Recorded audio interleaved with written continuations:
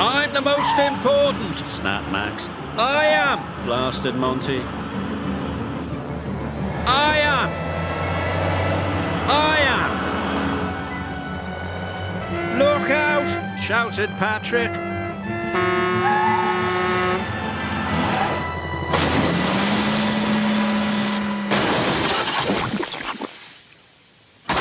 Oh, flatten my fenders, shouted Monty. Not my fault, called Max. My beautiful concrete, moaned Patrick. My beautiful blue paint, moaned Thomas.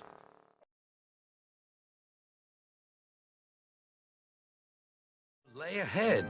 Now for our plan, giggled the cars. Go faster, go faster. They pushed Thomas over the switches. Slow down, called Thomas's driver and applied the brakes.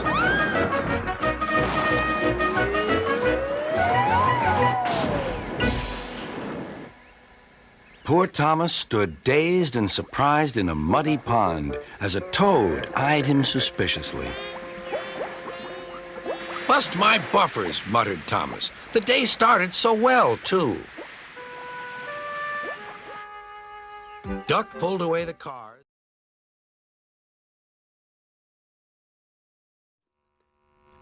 Percy was still being cheeky. His driver always shut off steam just outside the station. Percy wanted to surprise the coaches by coming in as quietly as he could. But the porters didn't hear him either. Boxes and bags burst everywhere.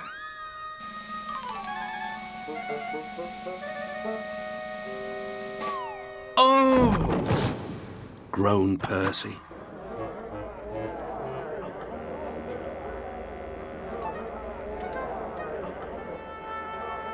Sticky streams of jam trickled down Percy's face.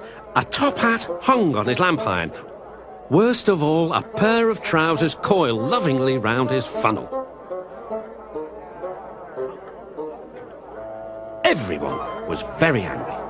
The fat controller seized the top hat. "Mine," he said. "Percy, look at this." "Yes, sir, I am, sir."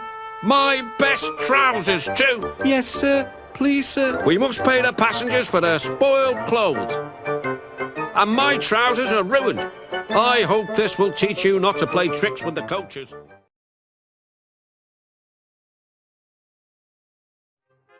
He came over the top of a big hill. "You can't catch us!" laughed the troublesome trucks. Whee!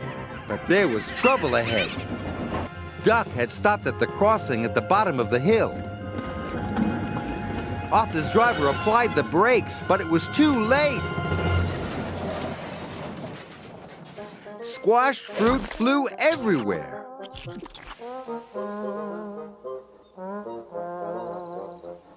Arthur was upset. His spotless record was ruined.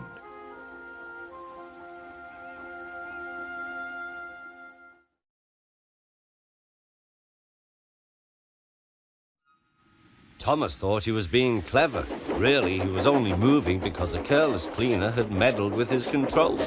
He soon found his mistake. He tried to whee, but he couldn't. He tried to stop, but he couldn't. He just kept rolling along. He didn't dare look at what was coming next. There was the station master's house. The station master was about to have breakfast. "Horrors!" cried Thomas, and shut his eyes. The house rocked. Broken glass tinkled. Plaster was everywhere. Thomas had collected a bush on his travels. He peered into the room through its leaves. He couldn't speak. The station master was furious. His wife picked up her plate. "You miserable engine," she scolded. "Just look what you've done to our breakfast. Now I shall have to cook some more." She banged the door. More plaster fell. This time it fell on Thomas. Thomas felt depressed. Workmen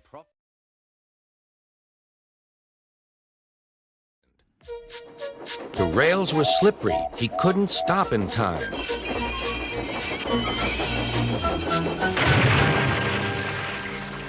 Donald wasn't hurt, but Sir Topham Hatt was most annoyed. I am disappointed, Donald. I didn't expect such clumsiness from you.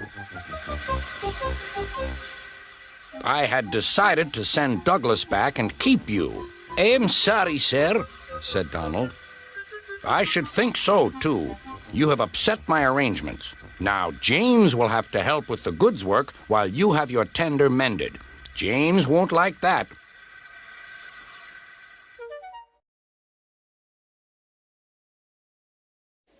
Silly old board, thought Thomas. He had often tried to pass it, but had never succeeded. But this morning he had made a plan. The fireman went to throw the switch. Now for my plan, thought Thomas. Bumping the cars fiercely, he jerked his driver off the footplate and followed them into the siding. "Come back!" yelled his driver. "Fire and smoke," said Thomas. "I'm sunk." And he was. "Oh, dear," he said, "I am a silly engine." "And a very naughty one, too. I saw you," said Sir Topham Hatt. "Please get me out. I won't do it again." "I'm not sure. We can't lift you out with a crane. The ground's not firm enough. Let me see. I wonder if Gordon could pull you out." "Yes, sir," said Thomas, but he didn't want to meet Gordon just yet. Puffed Oliver. "That's not the way to speak," hissed the trucks. "We'll pay him out." Oliver heard nothing. The trucks moved smoothly at first, then suddenly Oliver felt them push forward. His driver applied the brakes, but they were useless against the surging trucks. "On! On! On!" yelled the trucks. Oliver fought hard, but still they forced him on and on.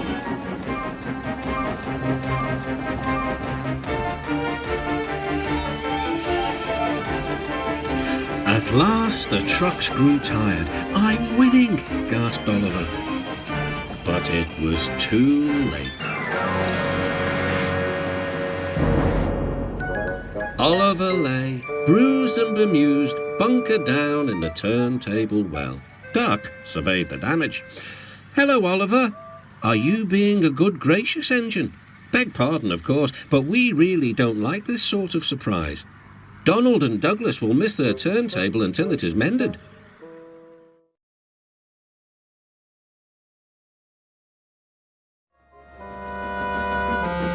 Peter Sam duly waited at the bottom of the slope for the loaded trucks.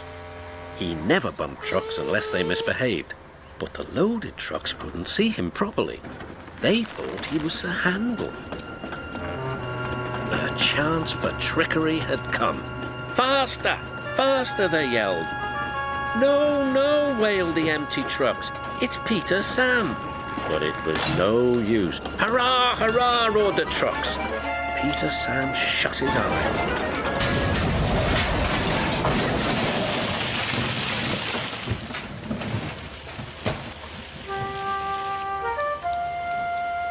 "Beep, beep," wailed Peter Sam. Rusty was working nearby and came to help clear up the mess. "Bust my buffers," exclaimed Rusty. "Never mind, Peter Sam, we'll get you out."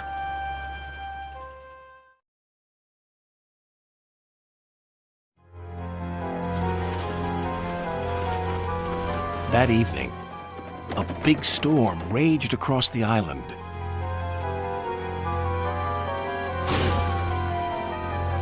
Cranky and the engines were trapped at the docks. "We're sure to be safe in this shed," said Duck. But he was wrong. The engines had no idea they were about to be put in great danger by an old tramp steamer. It was out of control and running aground, straight into the sheds.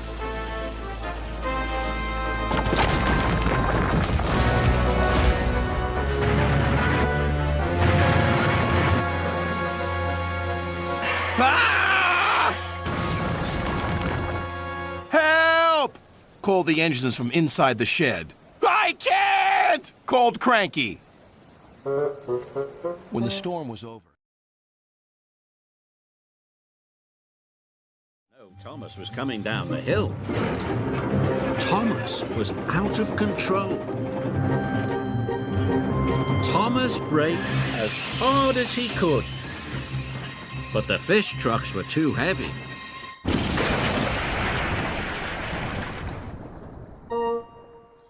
"Oops," said Thomas.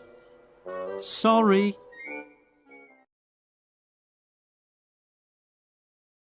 On the line. But there was trouble ahead.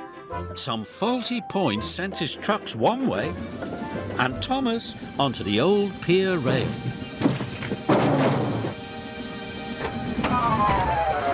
The trucks were delighted. He's fallen in the water. Luckily, Thomas wasn't hurt and the fish truck stayed on the tracks.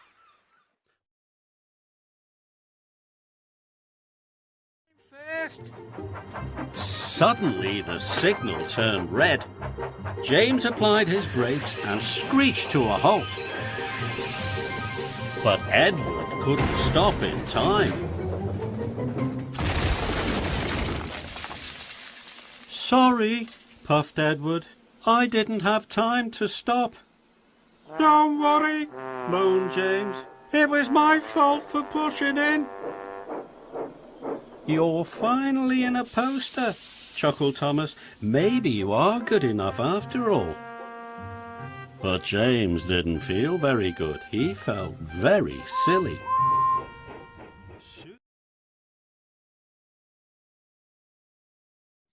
Gordon very cross. He was so cross that he didn't see the signal telling him to stop. And he didn't see the goods train ahead until it was too late. Luckily, no one was hurt, but Gordon came off the rails. He was covered in gooey red jam. As Gordon waited... Later, Gordon steamed snootily into the diesel works. "Engine parts coming through!" Gordon was far too busy being snooty to see the truck on the tracks in front of him. Gordon hit the truck with a smash and a bash. With a clang and a clatter, Gordon's buffer crashed onto the tracks. "Bust my buffers!" Den and Dart were surprised. "I don't think that was meant to happen." What he means is, you need fixing. We'll fix you. Gordon was surprised. "Diesels can't fix a steamy. That's impossible. Only steamies fix steamies. I must puff away. My pistons still pump, and my wheels still whir. Goodbye." And Gordon steamed away without a buffer.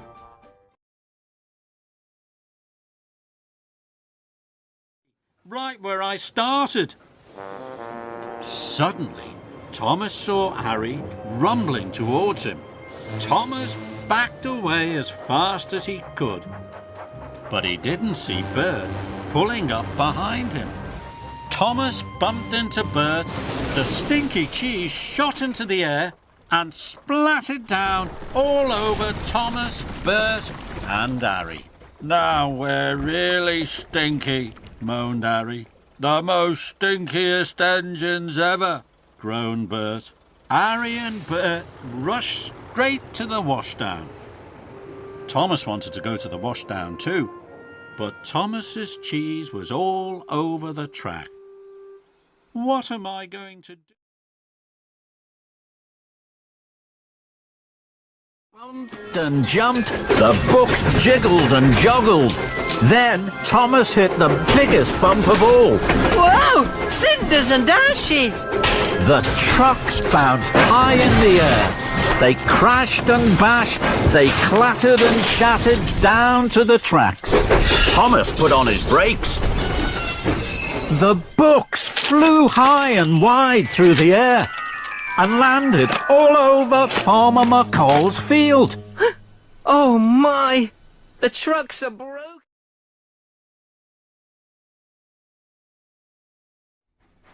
Then there was trouble. Gordon was roaring towards Percy. Out of my way! Express coming through!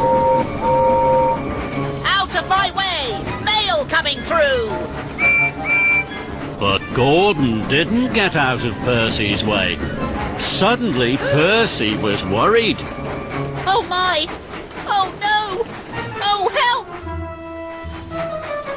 Whoa! Oh! Whoa! Gordon swerved and swayed into a siding. He bashed the buffers and toppled off the tracks. Percy...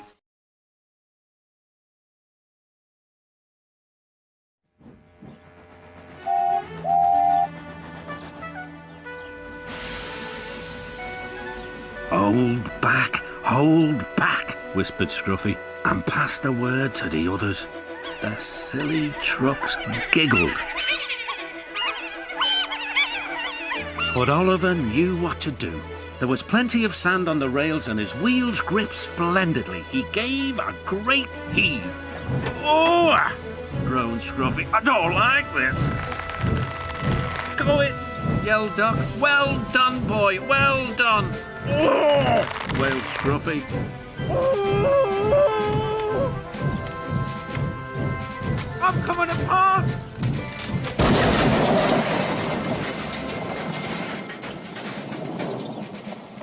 And he did.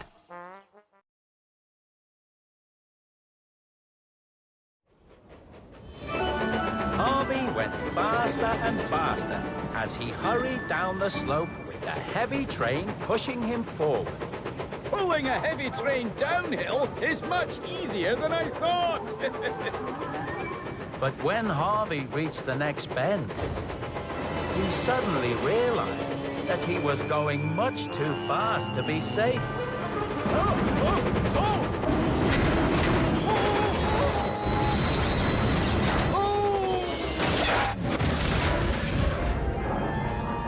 Luckily, nobody was hurt.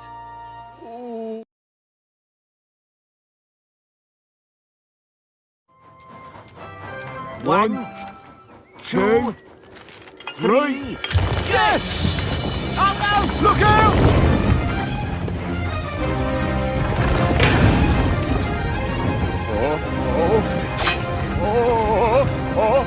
Rocky!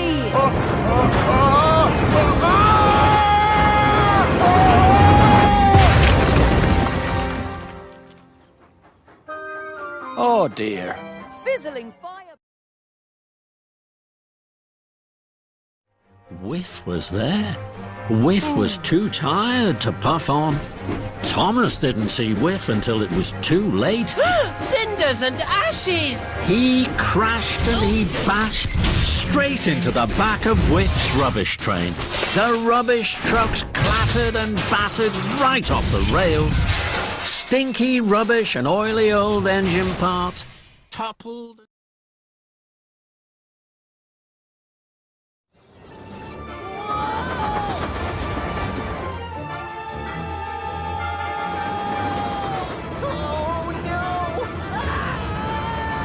And then there was trouble.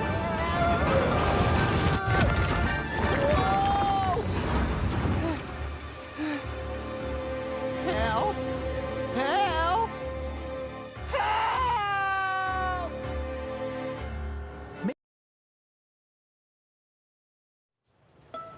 Meanwhile, Daisy, the diesel rail car, was on her way back to her shed. But then there was trouble.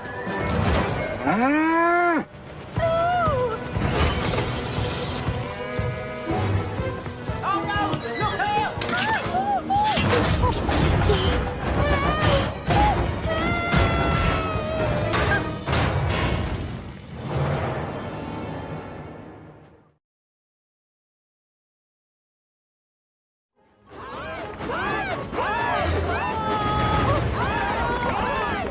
With too many rocks and no brake van to help him slow down, Thomas couldn't stop. Percy! Thomas! Look out! Look out!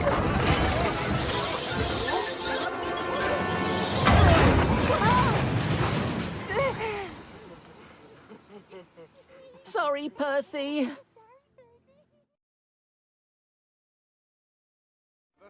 Duck put every ounce of weight and steam against the cars.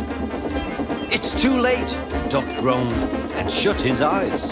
He veered into a siding where a barber had set up shop. He was shaving a customer.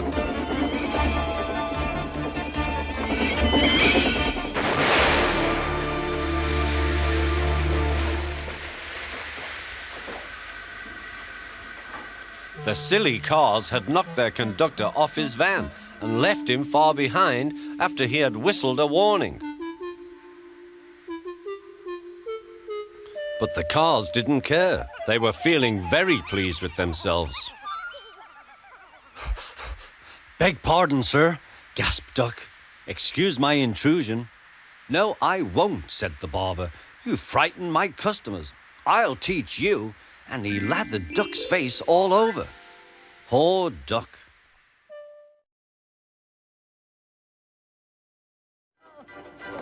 I said it was easy. I said it was easy. Then everything happened at once. Rex!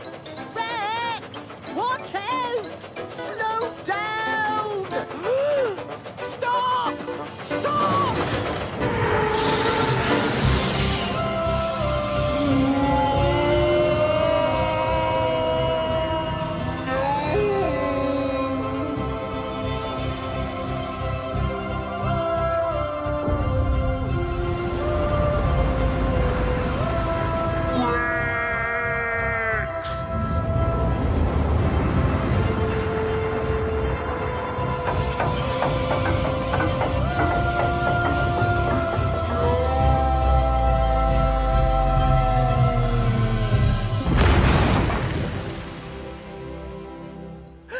Oh, no!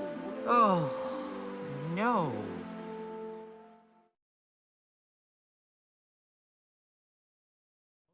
You never listen to me. You always do what you want. Nay, true. You never listen to me. You always do what you want. Nay, true. It is. No, it isn't. Yes, it is. And then there was trouble. Oh, no. You do.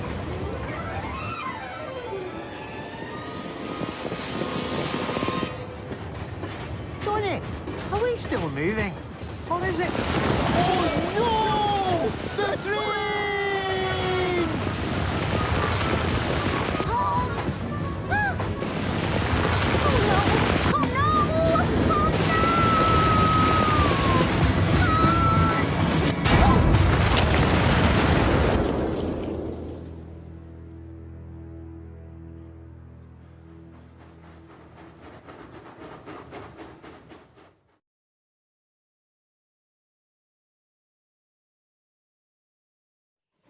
Then there was trouble.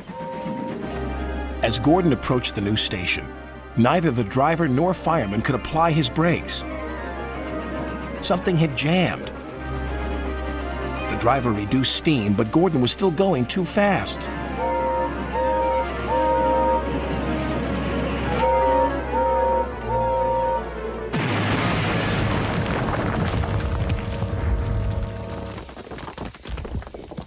Help me, please.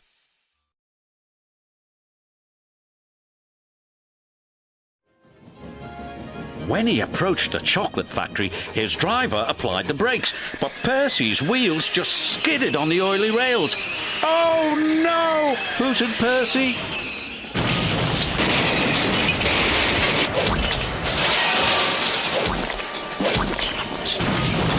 Yuck! He groaned. I've never been this dirty. He was covered from funnel to firebox in sticky, gooey chocolate.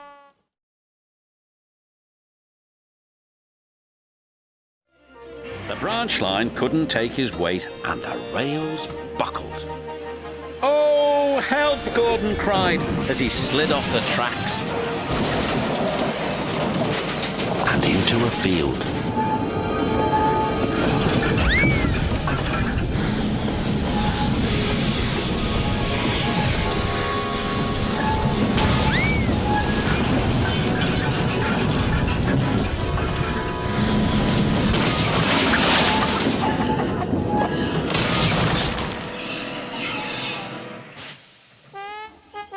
No one was hurt, but poor Gordon felt very undignified. "What will the Fat Controller say?" he groaned.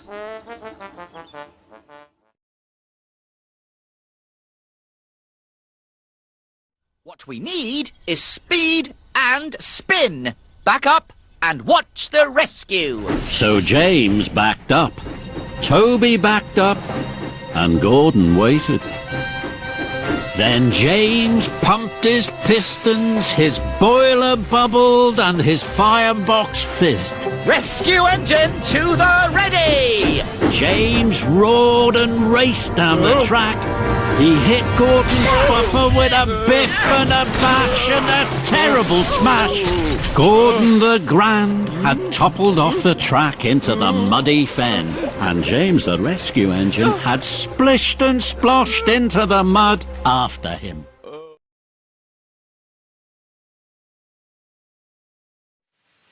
At the yards, Percy was collecting trucks. Then he heard Boulder. "Oh no, it's heading straight for me!"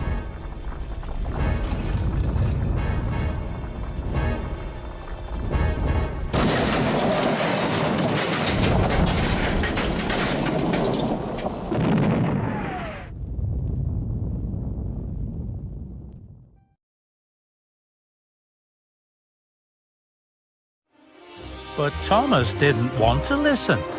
He was too cross. He kept thinking about what was on the other side of the mountain. And he wasn't looking where he was going.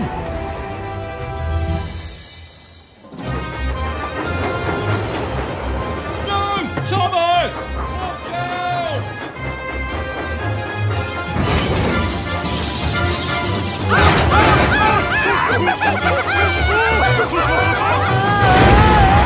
I can't stop!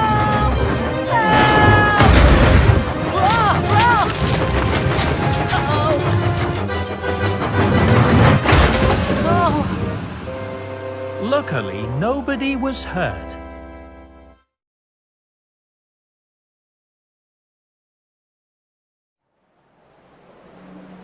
A goods train was waiting in the siding to let the flying kipper pass, and the driver and fireman were drinking cocoa in the brake van. "The kipper is due," said the guard.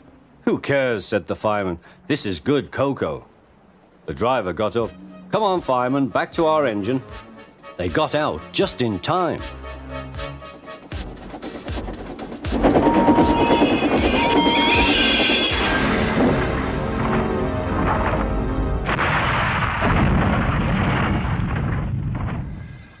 Henry's driver and fireman had jumped clear before the crash, but Henry lay dazed and surprised.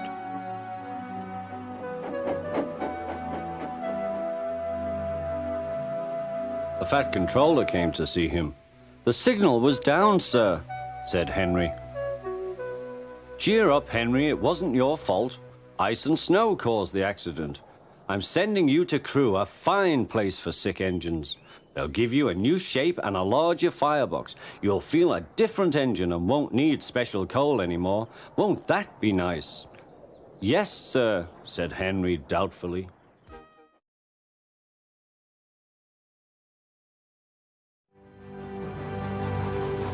One day, Henry was pulling a very important goods train on his way to the mainland.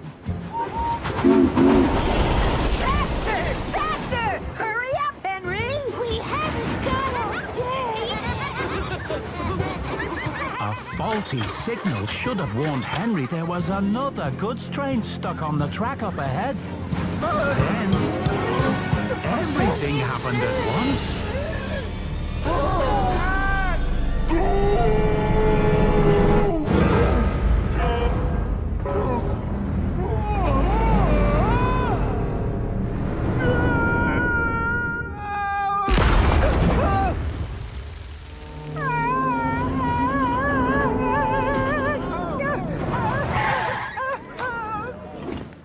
Poor Henry wouldn't be going to the mainland now.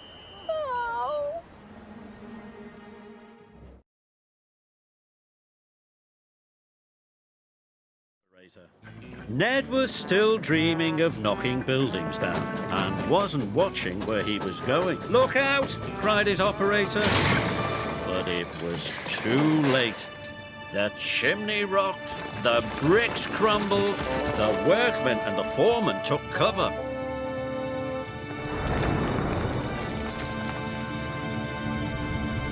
Oliver and Thomas watched in amazement.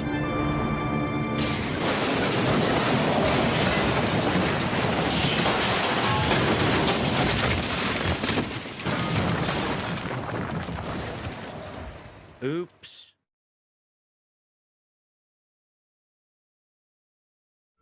Thomas didn't realize that the men were trying to flag him down, and he didn't see the danger signs. Look out! You can't let down here!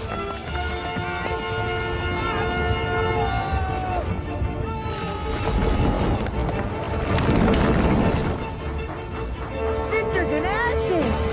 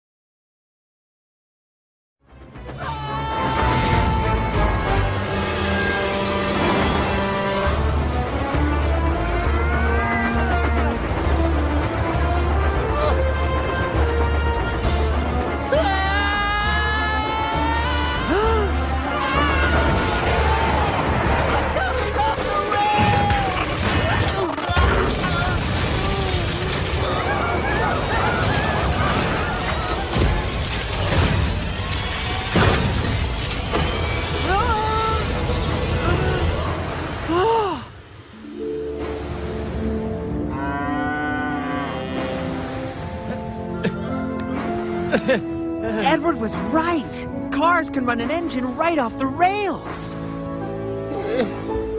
Oh! Stay right there, James. I'll go and get help.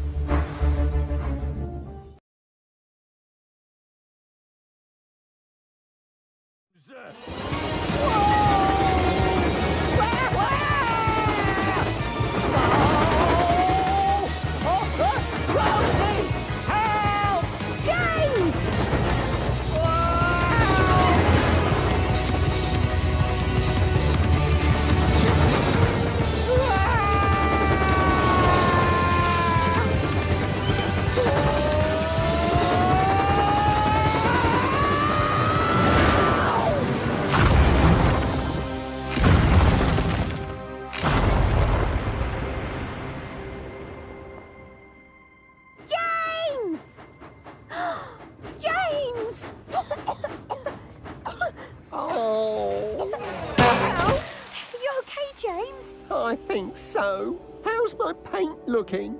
I'm really in trouble now.